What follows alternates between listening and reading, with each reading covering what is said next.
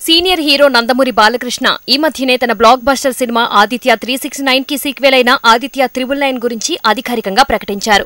ఈ సినిమా కోసం బాలకృష్ణ స్వయంగా మెగాఫోన్ పట్టుకోబోతున్నట్లుగా సమాచారం. బాలయ్య ఈ సినిమా కోసం కథను చాలా ఇష్టంగా రాసుకున్నారు. అందుకే స్వయంగా ఈ సినిమాకి దర్శకత్వం వహించాలి అని భారీ బడ్జెట్ తో సినిమాని ప్లాన్ చేస్తున్నారు.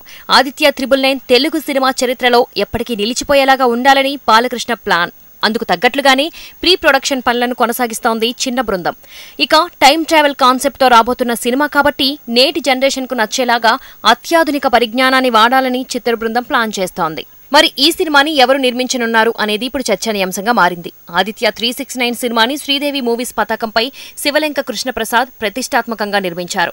ఆ సినిమాతో ఎంతో ప్రాఫిట్లు గడించిన శివలెంక కృష్ణప్రసాద్ ఈ సినిమాకి సీక్వెల్ ఆదిత్య 999 కూడా నిర్మించనున్నారా అని ఇప్పుడు అభిమానులు చర్చించుకుంటున్నారు. అప్పట్లోనే 1.5 కోటి పైగా బడ్జెట్తో విడుదలైన ఆదిత్య 369 9 కోట్లను వసూలు చేసింది.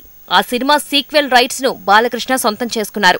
మరి ఆదిత్య 999 నిర్మాతగా శివలెంకకు అవకాశం కల్పిస్తారా లేదా అనేది మాత్రం ఇంకా తెలియాల్సి ఉంది.